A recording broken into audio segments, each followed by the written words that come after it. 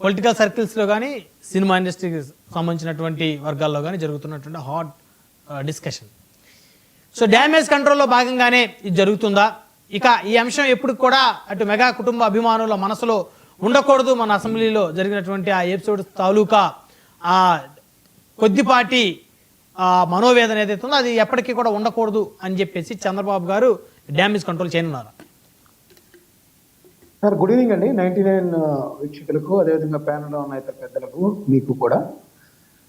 Sir, Balakrishna గారు అసెంబ్లీలో కామినేని శ్రీనివాస్ గారి మాట్లాడుతుంటే ఆయన మాటలకి అడ్డు వస్తూ ఆయన చేసిన ప్రసంగం ఏదైతే ఉందో అది ఎప్పటికీ కూడా ఖచ్చితంగా చిరంజీవి అభిమానుల్ని, అటు పవన్ కళ్యాణ్ అభిమానుల్ని కూడా చాలా బాగా హర్ట్ చేసింది. దానిలో ఎటువంటి అనుమానం లేదు.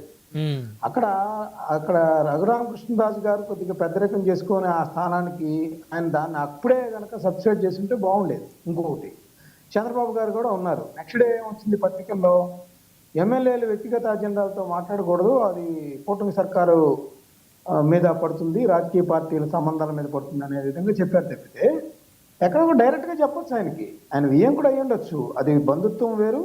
రాజకీయాల్లో ఒక కూటమి అనేక అంశాల మీద వాళ్ళందరూ పొత్తు కలిగి ఉన్నారు.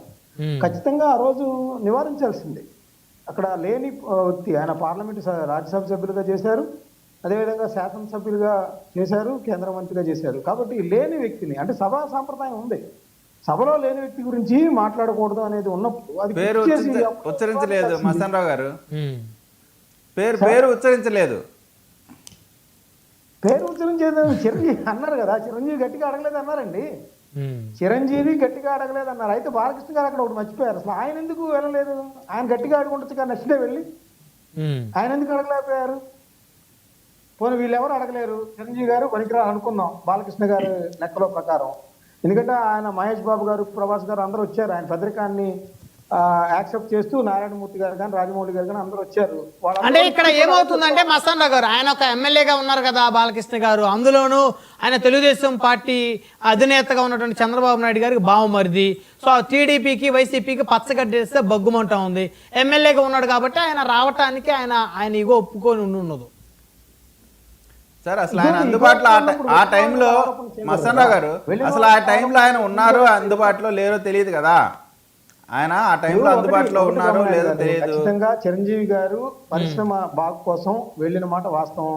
అది రాజమౌళి గారు బహిరంగ ప్రకటించారు. మా కోసం మీరు వెనక్కి తగ్గి 4 అడుగులు ఇండస్ట్రీ మైలు కోసం ఏం చేశారో మాకు తెలుసు అని చెప్పేసి కూడా ఆయన చెప్పిన పరిస్థితి ఉంది. సో ఇప్పుడు చిరంజీవి గారు ఎందుకు అలా రియాక్ట్ అయ్యారంటే ఆయన వ్యక్తిగతం కాదు, పరిశ్రమ కోసం వెళ్ళారు కాబట్టి అనేది చిరంజీవి గారు రియాక్ట్ అయ్యారు. అయితే స్వతహాగా రాజకీయ ఎత్తుగడలో భాగంగా వైఎస్ఆర్సీపీ కూడా నెట్టబడతా ఉంటుంది, అది వేరే విషయం. వైఎస్ఆర్సీపీ వాళ్ళు దేనికైనా వాళ్ళు ఏంటంటే ఈ కూటమి విచ్ఛిన్నం కావాలనేది వాళ్ళు మనస్ఫూర్తిగా కోరుకుంటా ఉంటారు. ఎందుకంటే ఆబ్వియస్లీ కోరుకుంటారు వాళ్ళు. ఎందుకంటే ఇప్పుడు చిన్నపిరెడ్డి గారు మాట్లాడినా ఎవరు మాట్లాడినా ఓకే, ఆ చిరంజీవి గారు గతంలో ఇలా అన్నారు, ఆయన నిజాలు చెప్పారు అంటారు. ఇప్పుడు షర్మిల గారు నిజాలు చెప్తారు, వైఎస్ విజయలక్ష్మి గారు నిజాలు చెప్తారు. మనమే అనలేం కదా. ఇప్పుడు నాకు డౌట్ మస్తాన్ రావు గారు, సరే ఇప్పుడు మిగతా ముగ్గురు అంటే పార్టీలకు సంబంధించిన ప్రతినిధులు కాబట్టి వారి పార్టీ లైన్ కి తగ్గట్టుగా మాక్సిమం వారు మాట్లాడుకుంటారు. సో ఇప్పుడు మీరు ఒక విషయం క్లారిటీ ఇవ్వండి. ఇందాక చిన్నపిరెడ్డి గారు అన్నారు చిరంజీవి గారు అంటే చాలా ప్రేమ, చాలా అభిమానం జగన్మోహన్ రెడ్డి గారికి, ఎవరి మీద లేనంత అభిమానం ఆయన చిరంజీవి గారి మీద ఉందని, నిజమేనది? చిరంజీవి గారి మీద అంత అభిమానం అంటే ఆ సందర్భంలో వాళ్ళ ఇంటికి ఇన్వైట్ చేసిన సందర్భంలో కర్టసీగా ఆయనకి రెసిప్రోకసీగా ఆయన గౌరవించారు ఇండస్ట్రీ పెద్దగా దానిలో. అయితే చిరంజీవి గారిని ట్రోల్ చేసినప్పుడు సోషల్ మీడియాలో వైఎస్ఆర్సీపీకి సంబంధించి చాలా సందర్భాలు ఉన్నాయి. రోజా గారే మాట్లాడారు. ఎన్ని మాటలు మాట్లాడారు రోజా గారు? అసలు బాలకృష్ణ గారు కౌంటర్ ఇవ్వలేకపోయారు కదా. రోజా గారు చిరంజీవి గారిని మా అందరి కోసం వెళ్ళారు చెప్పలేదు. ఆ విషయం కిరణ్ రాయల్ గారిని అడుగుతాను నేను. అసలు రోజా గారు ఎందుకు ఇప్పటి వరకు బాలకృష్ణ గారిని ఒక్క మాట లేదు? జగన్మోహన్ రెడ్డి గారిని సైకో అని అన్ని మాటలు మాట్లాడితే వైసీపీ వాళ్ళు గుండెలు పగిలిపోయేలా ఆవేదన చెందుతా ఉంటే రోజా గారికి వినపడలేదా ఈ ఆర్తనాదాలు? నాకు అర్థం కావట్లేదు, మీరు చెప్పండి సార్. మస్తాన్ నగర్ మీరే కంటిన్యూ చేయండి. నెక్స్ట్ కిరణ్ గారిని ఇవన్నీ అడుగుతాను. నేనంటే రోజా గారు ఇప్పుడు పరిశ్రమ పెద్ద బాబు కోసం వెళ్ళారనే విషయాన్ని చెప్పొచ్చు కదా. బాలకృష్ణ గారు మీరు అలా మాట్లాడుతుంది తప్పనే చెప్పొచ్చు. కానీ రోజా గారు లాంటి వాళ్ళు చిరంజీవి గారి మీద ప్రేమ ఉంటే రియాక్ట్ అవ్వాలి కదా. ఇప్పుడు పేరు నాని గారు రియాక్ట్ అయ్యారు కదా. చిరంజీవి గారు చాలా ఇచ్చేశారు అది రియాక్ట్ అవుతున్నారు కదా కొంతమంది, బాపటి రాంబాబు గారు లాంటి వాళ్ళు. ఇంకోటి పవన్ కళ్యాణ్ గారు మీరు ఒక క్లారిటీ అండి, ఇక్కడ అందరికీ తెలిసిన అంశమే. చిరంజీవి గారన్నా పవన్ కళ్యాణ్ గారన్నా రోజా గారికి ద్వేషమే ఉంటుంది, అభిమానం కాదు. రోజా గారికి బాలకృష్ణ గారు అంటే అభిమానం ఎక్కువ అనేది సాధారణంగా అందరూ మాట్లాడుకునేది సినిమా ఇండస్ట్రీలో కూడా.